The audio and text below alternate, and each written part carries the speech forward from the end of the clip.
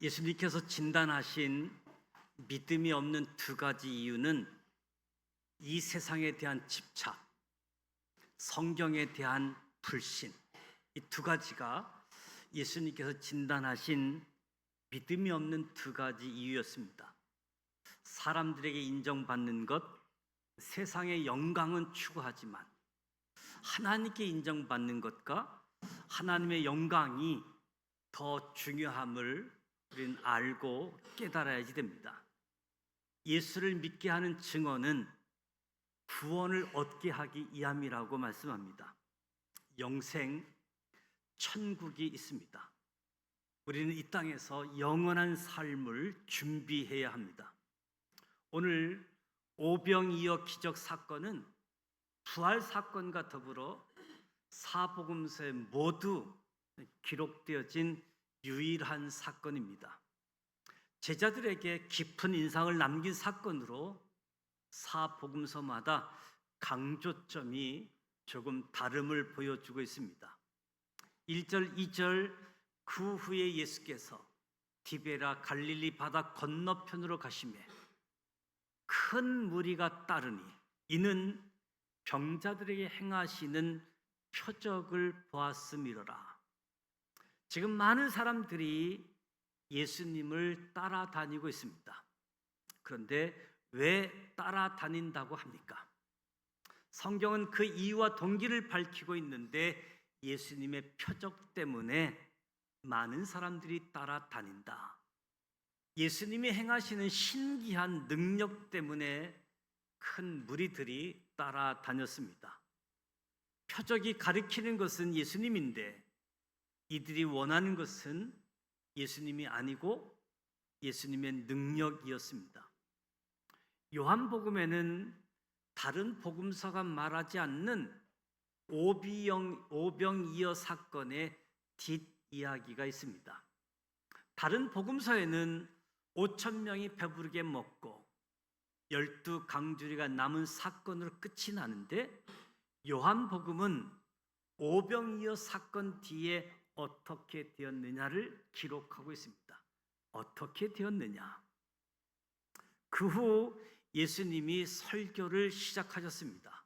내가 하늘에서 내려온 생명의 떡이라고 말씀을 전했습니다. 사람들의 반응이 어떻습니까? 사람들의 반응은 6장 41절에 자기가 하늘에서 내려온 떡이라 하심으로 유대인들이 예수에 대하여 수군거리는 반응이 있습니다. 52절 유대인들이 서로 다투어 이르되 이 사람이 어찌 능히 자기 살을 우리에게 주어 먹게 하겠느냐. 사람들의 반응, 유대인들의 반응은 예수님을 받아들이지 못합니다. 결과적으로 66절에 그때부터 그의 제자 중에서 많은 사람이 떠나가고 다시 그와 함께 다니지 아니하더라. 요한복음이 증언하는 오병이어의 씁쓸한 뒷이야기이지요. 큰 무리들이 예수님을 따라다녔지만 이들이 원한 것은 예수님의 능력이었지 예수님 자신이 아니었습니다.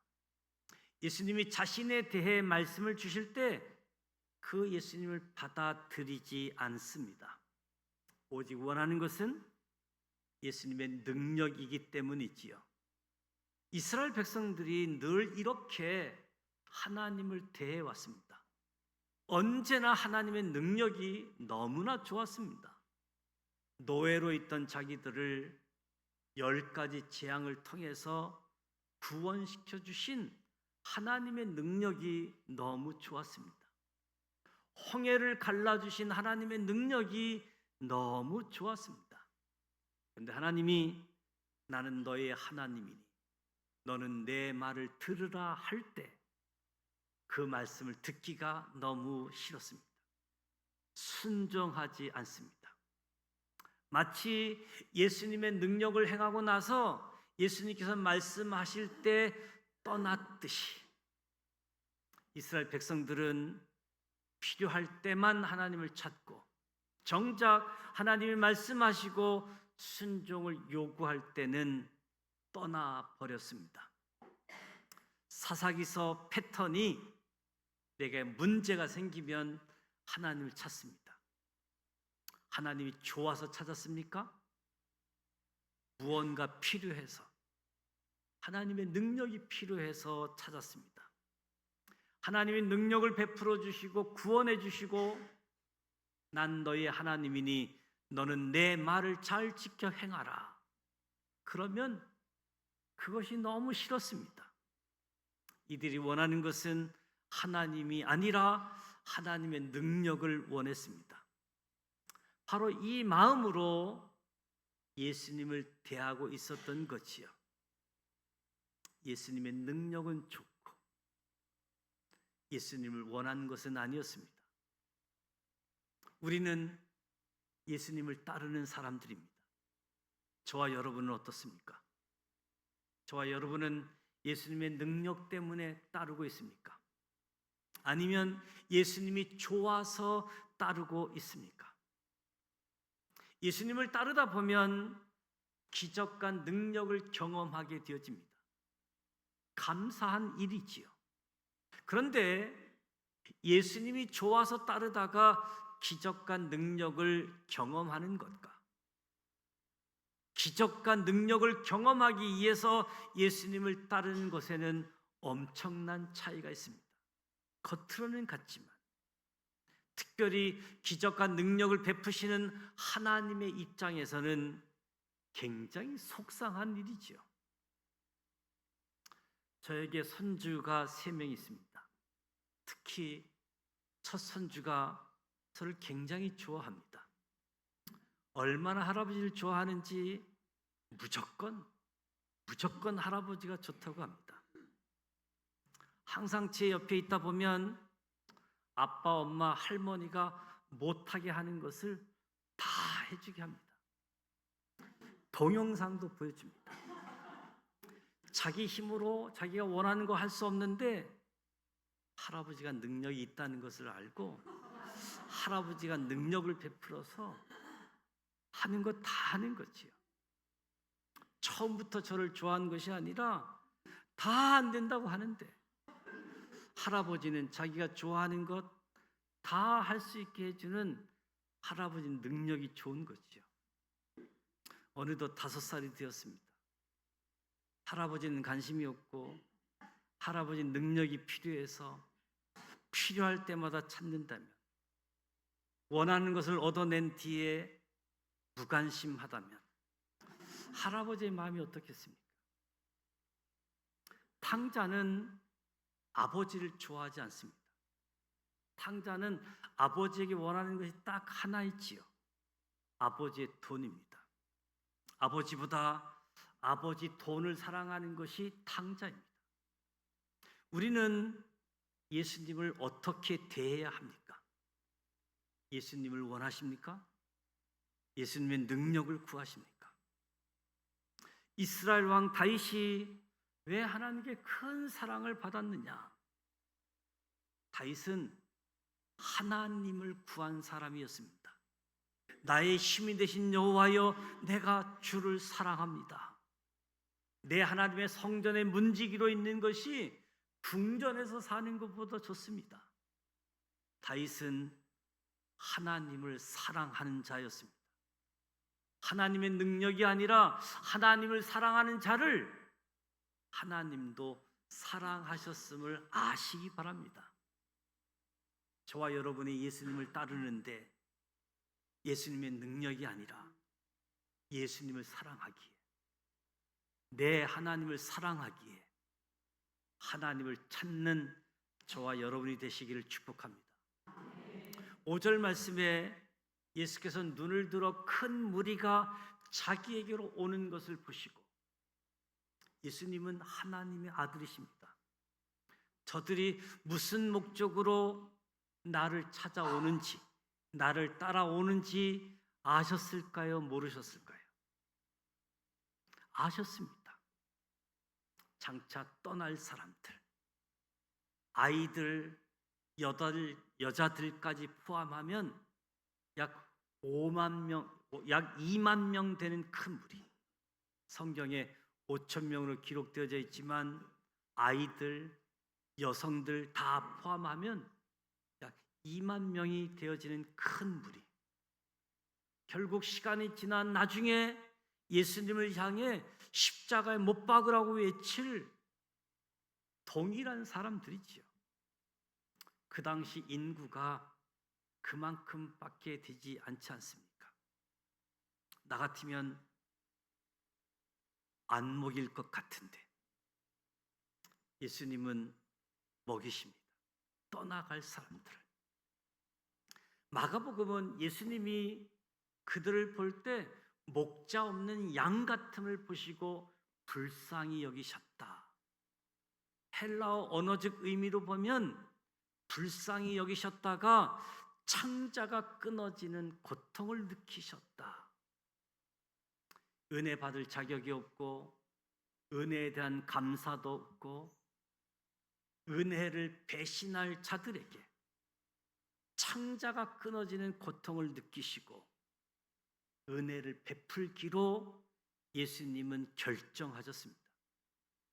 다른 복음서에 없는 요한복음에서 예수님이 빌립에게 질문을 하십니다. 이르시되 우리가 어디서 떡을 사서 이 사람들을 먹이겠느냐 하시니, 이렇게 말씀하시면 친히 어떻게 하실지를 알고 빌립을 시험하고자 하심이라. 예수님이 오병이어 기적을 베푸시기로 결정을 하셨습니다. 이 큰 무리들을 먹이기로 이미 결정하셨습니다. 그런데 제자들을 먼저 테스트하십니다. 제자들을 시험하는 기회로 삼습니다. 하나님께서 가끔 테스트하시는 것을 아십니까? 예수님은 우리를 유혹하지 않으시고 우리를 가끔 테스트하십니다. 우리의 믿음을 테스트하시는 거지요. 창세기 22장에서도 분명히 하나님께서 아브라함을 시험하고자 부르셨습니다. 하나님은 테스트하기를 원하십니다. 우리는 어떻습니까? 시험 보는 거 좋아하십니까? 싫어하시죠? 성경 퀴즈 하는 수요일 날은 안 오시더라고요. 왜 싫어합니까? 실력이 드러날까 봐. 시험을 안 보면 이 사람이 우수한 학생인지 우스운 학생인지 몰라요. 겉으로 봐서는 알 수가 없습니다. 하나님께서 가끔 믿음의 시험을 하시는 이유가 믿음의 시험을 통해서 우리가 신실한 신앙인인지 아닌지 드러나게 하십니다. 가끔 시험을 보십니다. 예수님이 주신 시험 문제는 어디서 떡을 사서 이 사람들을 먹이겠느냐. 빌립의 답안지를 보면 대답하되 각 사람으로 조금씩 받게 할지라도 200데나리온의 떡이 부족하리이다. 빌립은 문제의 의도를 파악하지 못했습니다. 문제의 의도는 어디서 얻겠느냐, 어디서 먹이겠느냐, 이것이 문제였지요. 정답은 빈들 강야입니다. 아무 곳에서도 살 데가 없습니다. 그런데 어디서 얻겠느냐 물으면 정답이 뭐겠습니까? 하나님으로부터, 하늘로부터.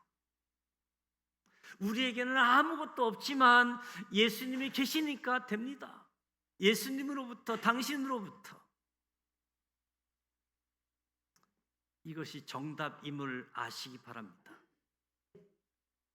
주님이 원하시는 100점짜리 답, 하나님으로부터.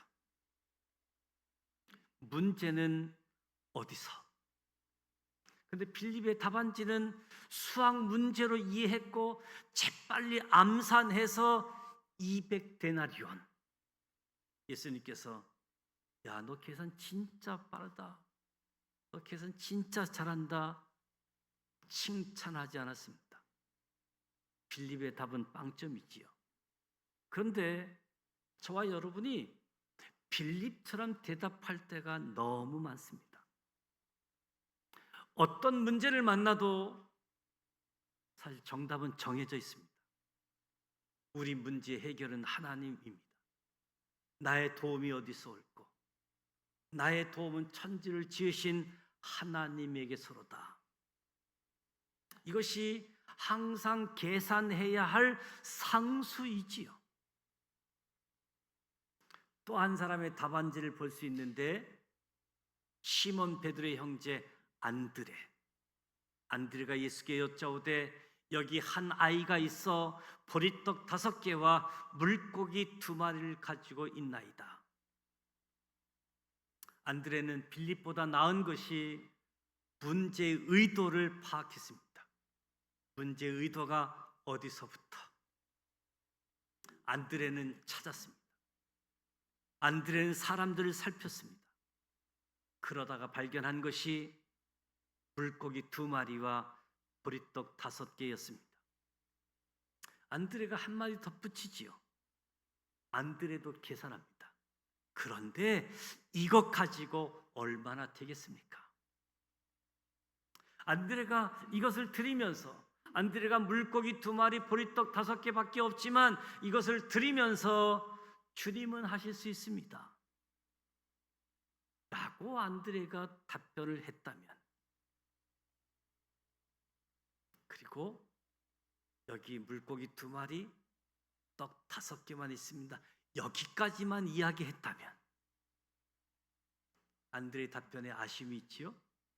그러나 안드레는 빌립보다 낫습니다. 빌립은 아무것도 하지 않고 머리로 계산하고 끝내버립니다. 이 문제는 안 되겠는데. 안드레는 조금 다르지요. 최선의 방법을 찾아봅니다. 그런데 찾아보고 계산합니다. 안 되겠는데요? 부족한데요? 이런 상황에서 예수님께 쓰임받은 한 아이가 등장하지요. 이름도 기록하지 않는 아이는 전혀 계산하지 않습니다. 조금도 계산하지 않았습니다. 그냥 자기가 가진 것을 주님께 드렸습니다. 놀랍게도 계산하지 않고 드린 이 아이를 통해서 예수님이 역사하셨다라는 사실을 기억하시기 바랍니다. 이 기적의 아이가 쓰임을 받았습니다. 아이의 헌신, 아이의 드림, 자기의 도시락을 드린 헌신과 희생이 있었습니다. 100세 시대라고 하지만 우리는 짧은 인생을 살아갑니다. 우리는 내일을 장담하지 못합니다. 하나님이 지금이라도 오라고 하시면 우리는 가야 되는 것이 인생이지요. 인생은 잠깐 있다가 사라지는 것이지요. 예수님이 고라신과 벳세다라는 고을을 책망하신 적이 있습니다. 하 있을진저 고라시나, 하 있을진저 벳세다야. 내가 너희 고을에서 행한 권능을 다른 고을에서 행했더라면 많은 사람들이 와서 회개했을 것이다. 하나님이 돈을 주고 물질을 주고 재능을 주셨습니다. 하 있을진저 내가 너에게 준 물질을 다른 사람에게 주었다면 그 사람 그 물질을 가지고 하나님의 일을 했을 텐데 넌 너에게 준 물건을 가지고 무엇을 했느냐? 하 있을진저 내가 너에게 준 은사를 다른 사람에게 주었다면 그 사람은 그 은사를 가지고 하나님의 일을 했을 텐데 너는 그 은사를 가지고 뭘 했느냐? 하 있을진저 주님이 이렇게 말씀하실 수 있는 거지요. 저와 여러분이 하나님 앞에 섰을 때에 이런 말을 안 들었으면 좋겠습니다. 하나님께서 우리에게 주신 것, 하나님께서 나에게 맡겨주신 것임을 깨달으시기 바랍니다. 우리는 모든 것을 놓고 가야 합니다. 하나님께 받은 것을 하나도 드린 것이 없어서 책망받는 인생이 되지 않기를 바랍니다. 기적의 통로로 쓰임받는 기쁨을 아십니까? 오늘 등장하는 빌립, 안드레, 한 어린아이. 예수님이 오병이어의 기적, 창조의 기적을 베푸셔서 먹을 것이 계속 늘어나고 있습니다. 물고기 2마리와 보리떡 5개가 계속 늘어나고 있습니다. 빌립의 표정이 어떻을까요? 5,000명인데 기적이 계속되면 계속될수록 얼마나 죄송했을까? 안드레는 이것 가지고 얼마나 되겠습니까? 그 이야기만 안 했었으면. 그런데 빌립과 안드레, 기적이 계속되면 계속될수록 두 사람의 표정, 빌립은 완전 슬픈 표정이고 안드레는 슬퍼할 수도 웃을 수도 없고. 그런데 한 어린아이의 표정은 어떻겠습니까? 아마 한박 웃음을 지을 수 있었을 겁니다. 내가 하나님께 드린, 내가 예수님께 드린 내 도시락이 이 놀라운 기적의 통로로 쓰임 받았을 때 이 세상이 줄 수 없는 기쁨을 누렸을 겁니다. 하나님의 통로가 되는 기쁨을 누려보시기 바랍니다. 이 기쁨은 말로 배울 수 없습니다. 하나님의 통로가 되는 기쁨만큼 즐거운 것이 없습니다. 이것을 경험하는 은혜가 있기를 축복합니다. 10절 말씀을 보면 예수께서 이르시되 이 사람들로 앉게 하라 하시니 그것의 잔디가 많은지라 사람들이 앉으니 수가 5,000명쯤 되는지라. 예수님께서 떡을 가져 축사하십니다. 떡을 가지고 감사 기도를 드리셨습니다. 아직 오병이의 기적이 시작되기 전인데 예수님 먼저 감사하셨습니다. 우리는 하나님께서 내 삶에 무언가를 이루어 주시면 그거에 대해서 감사하지요. 예수님은 먼저 감사하고 행하셨습니다. 예수님은 선불 감사, 먼저 감사하셨습니다. 저와 여러분이 예수님의 모습을 닮아가기를 원합니다. 하나님, 내 삶에 이루실 일로 인하여 먼저 감사드립니다. 이것이 주님이 기뻐하시는 삶이지요. 내 삶에 이루어진 것보다 내 삶을 통해서 이루실 일에 대해서 감사할 수 있는 저와 여러분. 12절에 예수께서 제자들에게 이르시되 남은 조각을 거두고 버리는 것이 없게 하라. 배불리 먹고 남았습니다. 언제나 주님의 역사에는 배부름이 있습니다. 넘침이 있습니다. 부스러기도 넘칩니다. 수르복의 여인이 부스러기 은혜라도 지혜로운 사람이지요. 저와 여러분 예수님께 부스러기 은혜라도 구해야지 됩니다. 그런데 그 부스러기를 예수님은 버리지 말라고 합니다. 우리에게 넘치도록 주시는 하나님의 은혜는 넘치도록 주셨기 때문에 낭비해도 좋다는 의미는 아닙니다. 하나님이 우리에게 넘치도록 주신 은사, 물질, 시간들 낭비하지 마시기 바랍니다. 아끼시기 바랍니다. 14절 15절에 그 사람들이 예수께 행하신 이 표적을 보고 말하되 이는 참으로 세상에 오실 그 선지자라 하더라. 그러므로 예수께 그들이 와서 자기를 억지로 붙들러 임금으로 삼으려는 줄 아시고 다시 혼자 산으로 떠나가시니라. 사람들이, 무리들이 표적을 보고 예수님을 우리의 임금으로 삼기를 원했습니다. 그런데 주님께서 어떻게 하십니까? 그 사람에게서 떠나가십니다. 하나님을 찾아가십니다. 다른 복음서를 보면 무리들을 흩어버리셨다라고 이야기합니다. 왜 사람에게서 떠났습니까? 왜 무리를 흩어버리십니까? 바로 앞부분에서 설교하기를 나는 사람에게서 영광을 취하지 아니하노라. 예수님이 구하시는 것은 사람의 인정, 사람의 영광이 아니라 하나님의 인정, 하나님의 영광이었습니다. 사람에게도 인정받고 사람에게 영광을 받고 동시에 하나님께도 인정을 받고 하나님께 영광을 받으면 얼마나 좋겠습니까? 그런데 예수님이 두 가지를 같이 할 수 없다고 판단하셨기에 사람들을 흩어버리셨습니다. 예수님이 못하시는 것, 우리도 못하는 것입니다.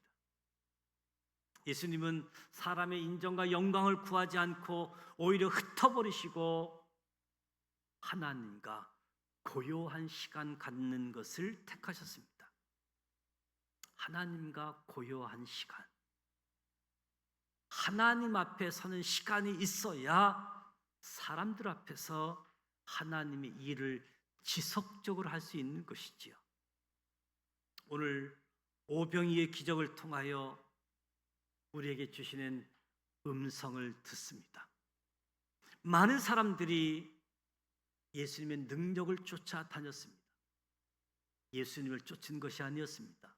예수님의 능력을 구했습니다. 우리는 하나님의 능력이 아니라 하나님의 얼굴을 구하는 사람들, 하나님을 구하는 사람들이 되시기를 축복합니다.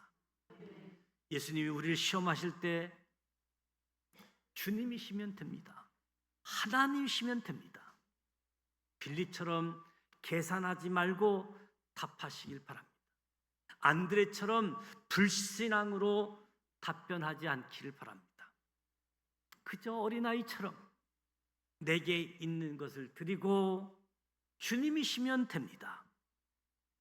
이렇게 대답함으로 하나님의 통로가 되는 은혜를 누리실 수 있기를 축복합니다. 오병이어의 표적, 그 뒷 이야기. 예수님을 구하는, 하나님을 구하는 우리 모두가 되시기를 주님의 이름으로 축복합니다.